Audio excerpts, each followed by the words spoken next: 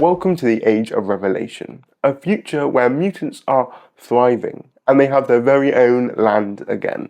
A utopia, if you will. However, not everything is as perfect as it seems, with this utopia being built upon one massive lie and so many deaths. So, the remaining X-Men have a time travel plan to end Revelation's reign once and for all. What do they call you? Wheels? Hey everyone, it's Wills here, and in today's video we're going 10 years into the future with X-Men Age of Revelation Overture, the start of the brand new event. Now, if you're a little confused by this whole Age of Revelation thing, don't worry, you can go and check out my previous video, Everything You Need to Know About the Age of Revelation, which gives you everything you need to know. And then you can come back and join me as I break down the obscure characters, the story, and the many, many deaths, all for you.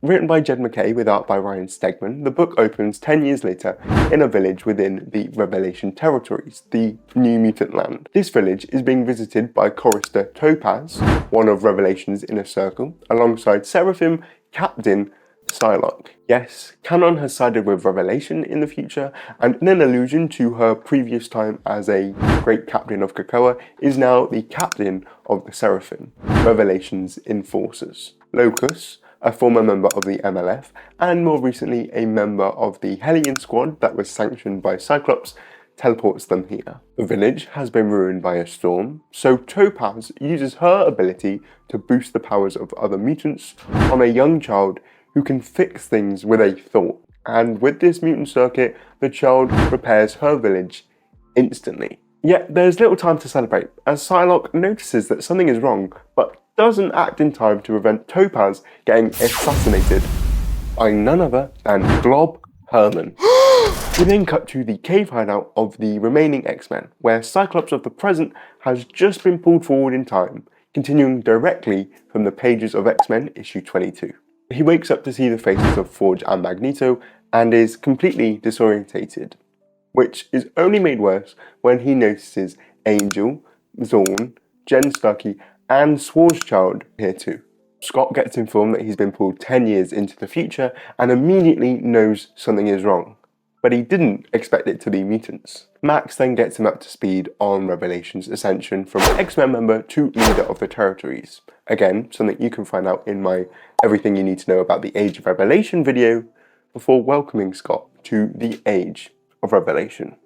Meanwhile, in Philadelphia, the capital of the territories, Revelation is debriefing with Psylocke over the assassination of Topaz, and he is very disappointed, as his choristers are his most valuable people, and he can't afford to lose any of them. I just want to point out that Revelation is eating fruit from a tree here, and I suspect this might be the boost fruits of the mutant Gregor Smerdakov, whose ability is to transform into a tree and produce fruits that boost mutant abilities.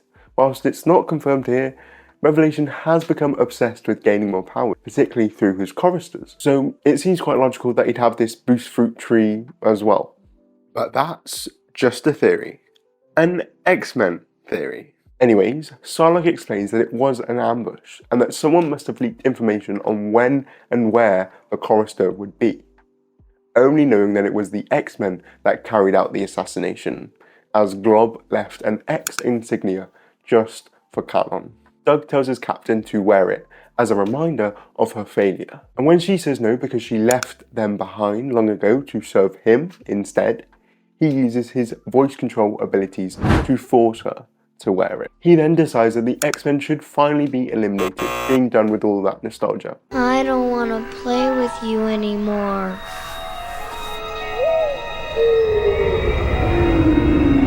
And he will send his Angel of Death after them. Well, Psylocke will deal with the leaker, and in his shadiest moment, Revelation says that Psylocke's greatest skill is getting women killed.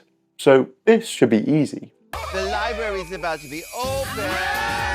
But who exactly is the traitor? Well, it's Revelation's very own wife, Bay the Blood Moon. Back with the X-Men, Cyclops is digesting all the information around the X-Virus, which spread across America, transforming both humans and the land itself into mutants, and ultimately leading to millions of deaths. A map is revealed in the issue that details the exact makeup of North America in the Age of Revelation timeline. The Revelation territories stretch from the Atlantic Ocean to the Mississippi River. Haven House, the home of the Uncanny X-Men in Louisiana, is not currently impacted. Texas has become its own independent nation, while San Francisco has become the new capital of the United States of America since DC was destroyed, whilst Alaska has become part of Canada. And South America has been ruined by climate change caused by storm. But we'll get to that in one of my future live streams. Scott laments this path, but ultimately questions what can be done, especially since this is the best situation mutants have had since Krakoa.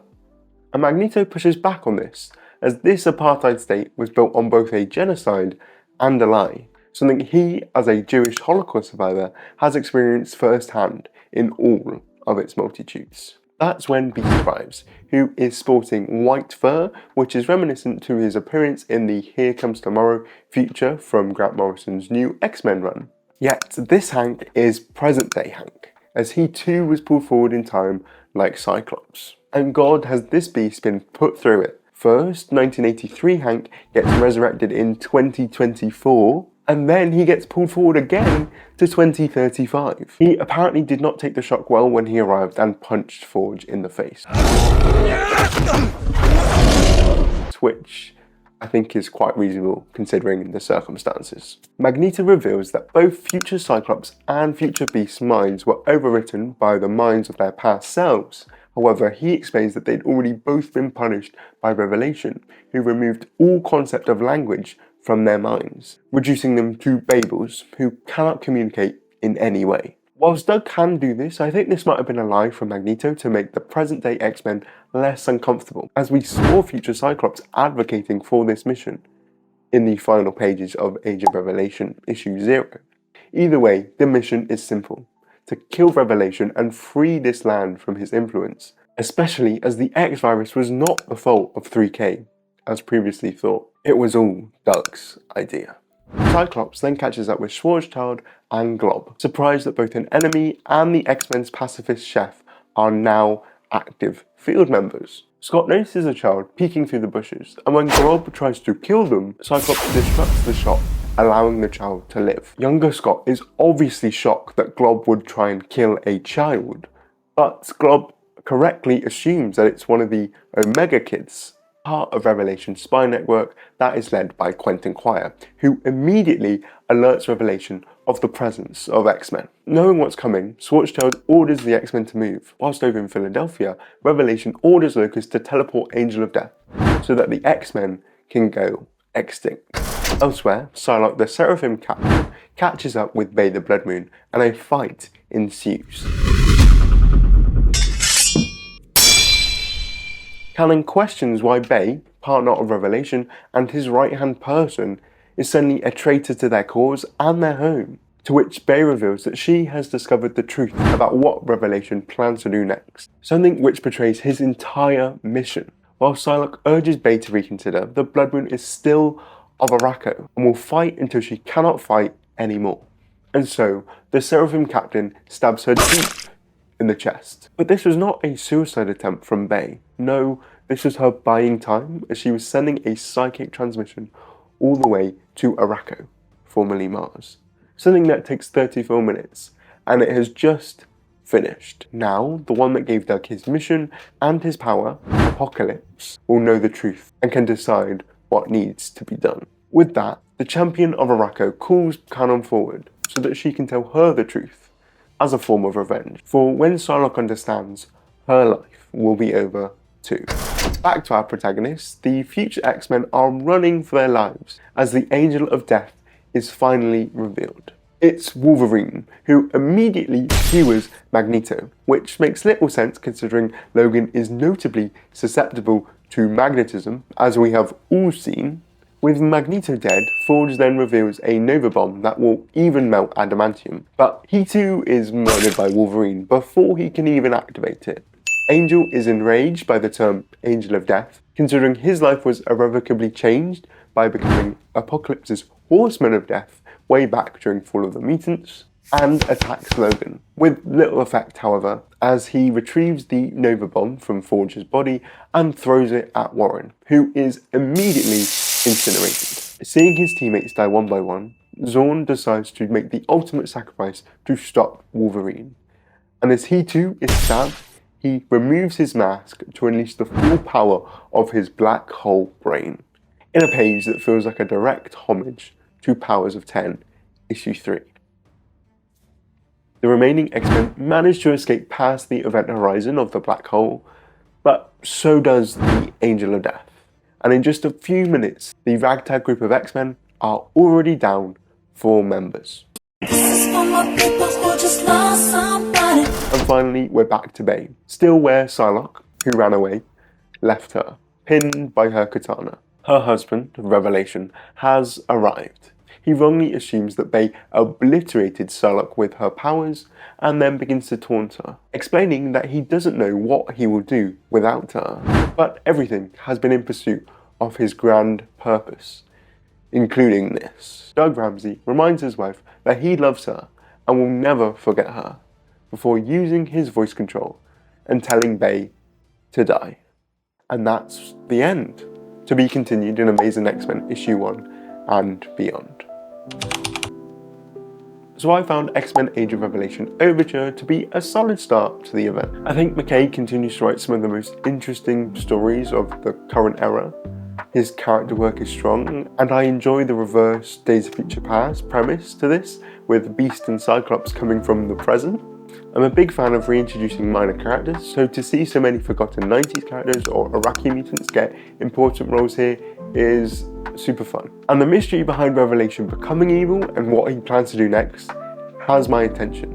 I do have some criticisms though, mainly that A, the concept of the Revelation territories feels as subtle as a sledgehammer when it comes to mirroring real-world apartheid states, and as such the implication that any further attempts at mutant unity post-Krakoa would ultimately end up being evil and bad leaves a bit of a sour taste in my mouth. And B, certain plot choices. I don't believe for a second that Logan could kill Magneto that easily, or that he could escape a black hole, but he is Wolverine after all. So, am I really surprised? No. It is great to see Ryan Stegman return to the X office, however. His art remains stylized and dynamic, and it skirts on the edge of cartoonish without being too cartoonish for me. I really enjoy it. But how did you find the Age of Revelation Overture? Did you like it? Did you not like it?